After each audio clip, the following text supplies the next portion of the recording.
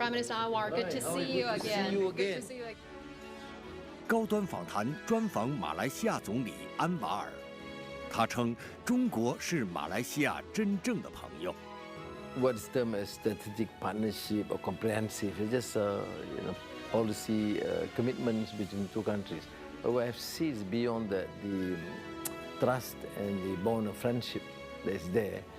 放眼中马合作下一个黄金50年，他说 This collaboration needs to be further enhanced because there are new areas, new fields of activity, including energy, green technology, new technology. 他赞赏中国对待其他国家的态度。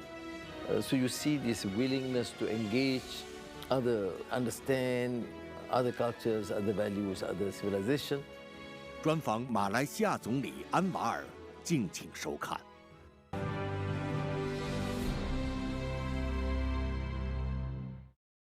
关注国际焦点，洞察世界风云。大家好，欢迎来到本期的高端访谈，我是邹韵。今天我们要对话的嘉宾是马来西亚总理安瓦尔。今年正值中马建交50周年，他对于两国发展高水平战略伙伴关系有怎样的愿景？作为2025年东盟轮值主席国，马来西亚将如何应对区域和全球性挑战？针对当下复杂的国际局势，安瓦尔总理又从中国传统文化，特别是儒家思想当中获取了怎样的启迪和思考呢？今天我们一起在对话中寻找答案。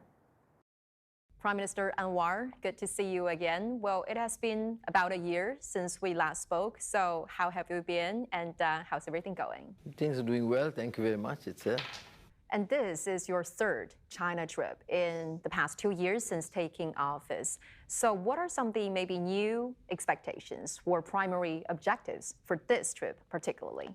What's termed as strategic partnership or comprehensive? It's just policy commitments between two countries. But what I see is beyond that the trust and the bond of friendship that is there. So we have, of course, to go to meaningful collaboration in various fields. As you know, that this year marks the 50th anniversary of the bilateral relations between our two countries, and you have described China as a great friend and pointed out that the bilateral relations not only have a glorious past, but also a promising future. So, Mr. Prime Minister, how do you envision in reaching the content and meaning of our bilateral tie in order to create what, in your words, another golden 50 years? Well, our focus must remain the economic issues in terms of trade, investments. But this collaboration needs to be further enhanced because there are new areas, new fields of activity, including energy, green technology, new technology in terms of digitalization, AI, and etc., which in many ways China has excelled. But beyond that is also education, culture, research, and civilization, because this is a country that is they had a great civilization, and we in the region also have this interaction between the various cultures and civilization, and we see this new, the present attitude of the leadership in China, contrary to protectionism, arrogance of power, unilateralism. So you see this willingness to engage other, understand other cultures, other values, other civilization, but the fundamental trait is the commitment to human values and justice. Well, Malaysia is also one of the first countries to support China's Belt and Road Initiative. So how do you envision in enhancing the high-quality building of our two countries on the Belt and Road Initiative, despite our differences in terms of geographical conditions, economic environment, culture, and history? You see, people do exaggerate differences. I don't particularly share that view because so many things in common. We're familiar with even Chinese culture, language, or philosophy, and in terms of their participation, initial contribution, for example, the East Coast Railway project, yes, is doing extremely well, and it's a huge project, and we will, of course, benefit. This one example, but then we have other initiatives still being proposed. But the programs, of course, covers a wide range, education, I said, research. Exchanges are huge. We thought that with the huge interest in digital and AI and semiconductor in Malaysia, we need to upskill our workers.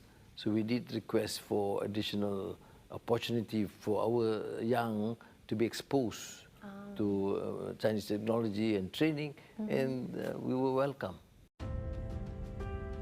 今年是中国同马来西亚建交50周年暨中马友好年。50年来，中马关系蓬勃发展。自2013年中马关系提升为全面战略伙伴关系后，两国合作规模飞速扩大。截至2024年，中马双边贸易额突破2000亿美元，与建交之初不足2亿美元的规模相比，增长了1000余倍。中国连续16年成为马来西亚最大贸易伙伴，连续多年成为马来西亚主要投资来源国。马来西亚也是中国在东盟的第2大贸易伙伴和第1大进口来源国。在巩固传统领域合作的同时，中马两国逐步拓展在数字科技、绿色低碳、高端制造等新兴领域的合作。随着区域全面经济伙伴关系协定生效，中马对彼此的市场开放进一步扩大。马来西亚连续7年参加在上海举办的中国国际进口博览会，榴莲、山竹、棕榈油等特色产品正在逐步走进中国的千家万户。You were in Shanghai to attend the 7th CIIE and also launched the Malaysian Pavilion. And I saw you there talking and exchanging ideas with exhibitors who are showcasing their products and services ranging from during gelato to healthcare. So how do you see platforms like CIIE in facilitating Malaysians' access to the vast Chinese market? So, you have this initiative by China, CIIE, import exhibition, where they showcase the tremendous success of the Chinese companies and products. But at the same time, they give avenues to smaller products from smaller countries or major products so that the Chinese would also be able to select and support. This is what I mean, shared, value, shared future that the President is talking about. Is through action that you actually, the government take the initiative to support a program to encourage Chinese industries and players and Malaysian or the other from other countries to participate. Because you were there, Mr. Prime Minister, is there some particular Malaysian products or services that you are really passionate to highlight there? Okay, Malaysia has been able to progress in a higher end of technology, including semiconductor, which we are becoming a major attraction and hub for the region.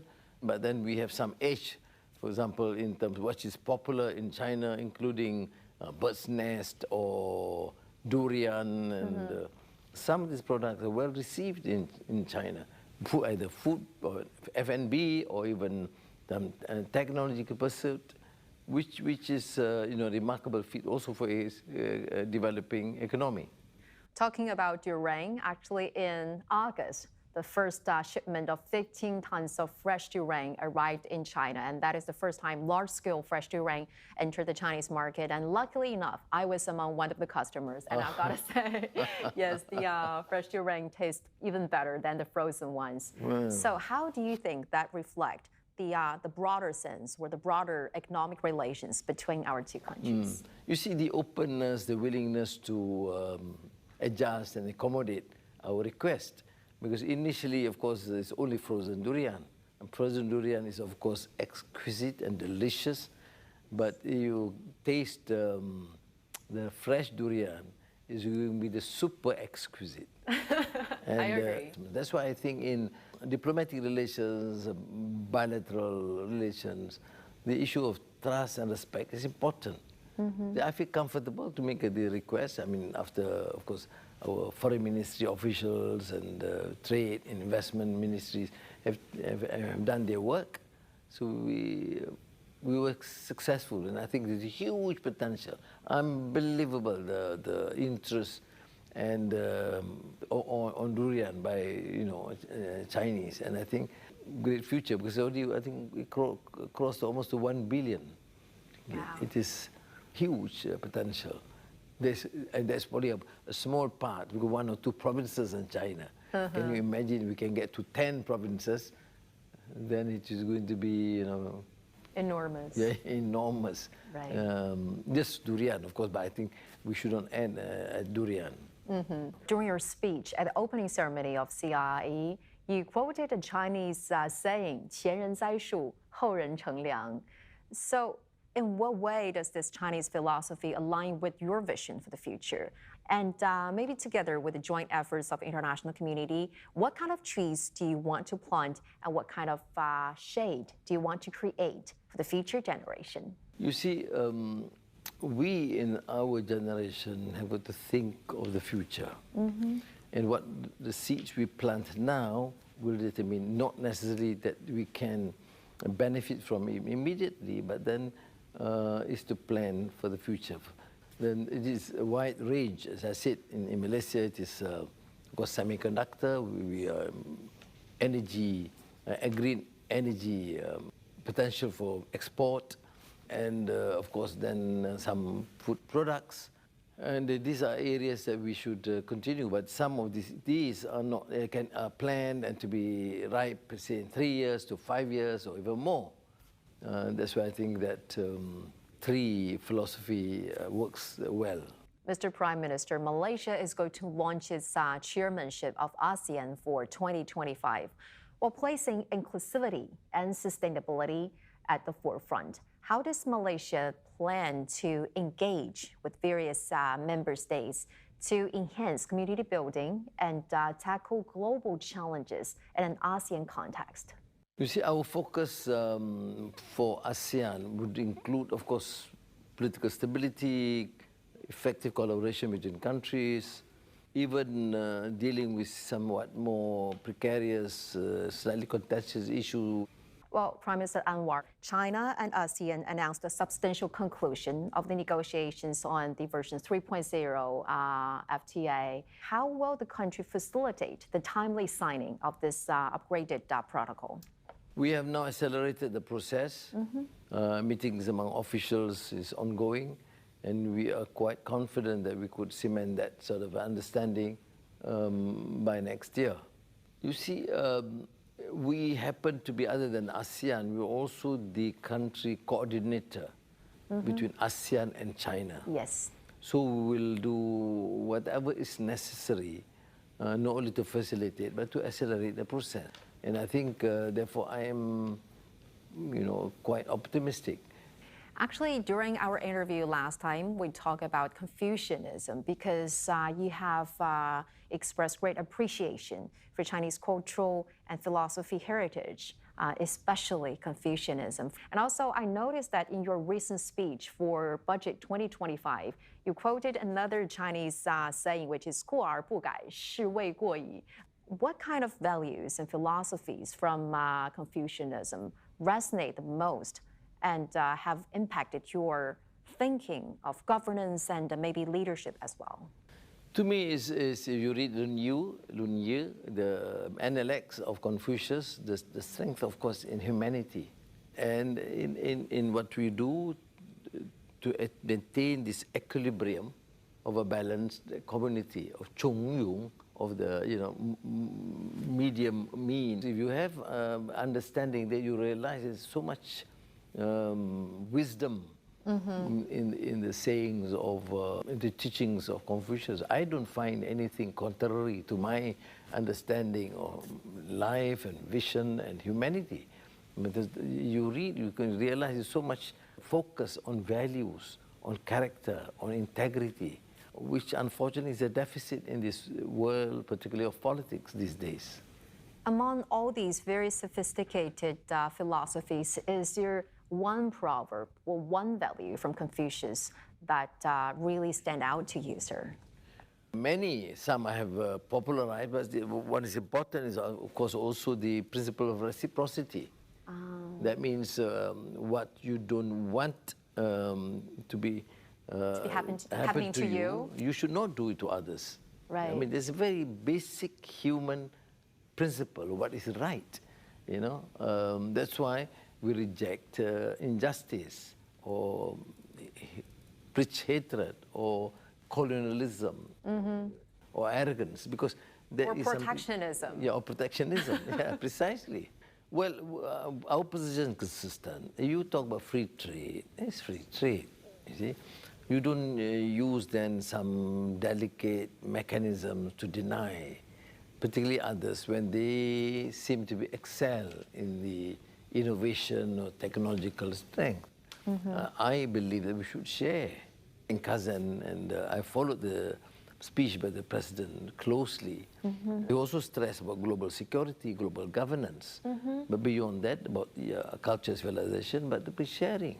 I mean, this is to me something remarkable. It's not just like aid program and those days you call aid as imperialism, where you use this some form of assistance to control and dictate. Right. We don't find that. We requested training or education. There was no imposition of any particular policies.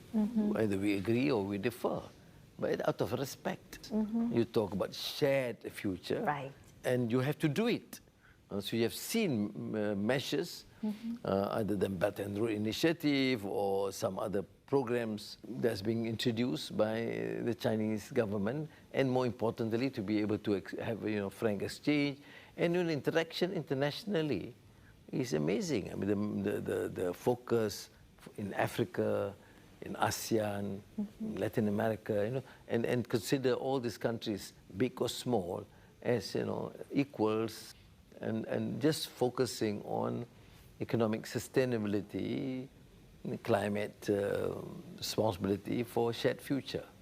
Well, in the context of this shared respect, shared value, shared future that you just mentioned, so how do you interpret the significance of those global initiatives proposed by President Xi, which includes the Global Development Initiative, the Global Security Initiative, as well as the Global Civilization Initiative, in maintaining world peace and propelling global development? Yeah, I mean, there are three fundamental pillars. For example, global security, and saying that, look, we strengthen to help one another, not to bully and torture one another or kill, like you see in Gaza. And in terms of global prosperity or economy, we are talking about enhancing trade, investments, and where necessary to help and assist. And precisely the message was very clear. And third, he mentioned about this issue of culture and civilization, which is again rare you see among leaders who also express this. And he said, yes, but there will be differences, but we should respect the differences and understand that cultures vary, civilizations vary.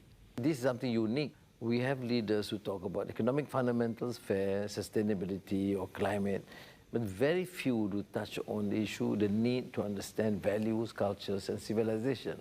And this is where I think I'm very passionate about it, and I think this is where we both concur. We certainly welcome such positive gestures, I think, for the good of humankind. And it's important. To me, it's a remarkable feat to have a president of a great country, focusing the need to understand one another, to respect other cultures and civilization. You've met with President Xi before and also exchanged letters with him. What kind of leader does he appear to be in your eyes? Well, from a distant observer, of course, he's serious and action-oriented. But when you get to know one better, that you realize the passion, the humanity, the friendship, which to me is remarkable. I mean, outstanding. I think I see him after meeting 3 times or so, more like a friend where we can exchange and share our views. And the respect accorded, I mean, after all, Malaysia is relatively a small country compared to China. But the respect accorded, which is to me is a remarkable feat of a man, not in terms of pragmatic considerations or just economic or trade, but then again I said the fundamental concern about human values and respect. Mm-hmm. Well, speaking of the devastating war in the Gaza Strip, and Mr. Prime Minister, you've been a dedicated advocate of the Palestinian cause. Well, taking into consideration the latest developments about what is really going on there, why do you think achieving a ceasefire remains so challenging there? What kind of efforts do you think the international community can work towards achieving peace talks and ceasefire? I think, to be fair to the Arab countries, to Islamic countries, to United Nations, they have exhausted all possible avenues for now. It's just the plain arrogance of Israel, unfortunately backed by the United States, to allow them to continue. This an issue of colonization. And I find it mind-boggling to see some of these comments who just refuse to understand. But no one, rhyme or reason, has any basis to support killings of civilians, women and children. How do you assess the role of China in this process in facilitating peace talks and promoting reaching a consensus? No, China have been very consistent in their position. Nobody should question the fact that they have been consistent saying, look, you must resolve this, immediate ceasefire, stop the killings, and accept and acknowledge the legitimate aspirations of the Palestinian people, including the state of Palestine. I think they have done maximum possible, and they've been very consistent in every single major speech on international relations. And also, Malaysia and China has agreed to jointly nominate line dance to be listed on UNESCO Intangible Cultural Heritage. And you must know that's kind of a special dance usually performed during the Chinese Lunar New Year and some other traditional festivities. So how do you think this joint nomination reflect the enhanced cultural exchanges and mutual understanding between our two countries? Ignore the fact in Malaysia, lion dance in always every single function. They don't wait for the lunar year. Every single function, if I have particularly the ethnic Chinese community, I'll be receive a lion dance. And never mind the noise, but then it's enriching our culture. Very cheerful atmosphere. Yeah, Malay Muslims are the majority, but then it's part of the culture. We do accept it and embrace it. So when it comes to jointly with China to promote lion dance, it doesn't come as a problem at all. And China has also extended its visa exemption travel for Malaysians until the end of 2025. And Malaysia reciprocated with similar policy to Chinese citizens. So how do you see the significance of that? It is extremely, largely significant because it has then propelled a number of tourists from China, also from Malaysia, but mostly from China because it's a big country, huge population. I think the 186% increase till September this year, October this year. So it is something which is of a great and immense help to tourism industry. Prime Minister Anwar, last but not least, I want to ask something a bit more personal. You have experienced many ups and downs in your political journey. More downs than up. But what do you consider to be your biggest source of motivation, especially, you just mentioned, in those down moments? Well, I'm very fortunate. I have a lovely wife and great family who stood by me during all the times of tribulations. But personally, at a level other than that, you have this courage, conviction, you have a tenacity of purpose, you know what you want to do. I think Malaysia is a great country, has enormous potential, resources. It's a beautiful country. It's an excellent destination for for tourism, for example. But we need responsible leaders, good governance, clarity of policies to affect change for the future. Mr. Anwar, thank you so much again for giving us this opportunity, again for this interview, and greatly appreciate it for sharing with us your very insightful views. Thank you very much.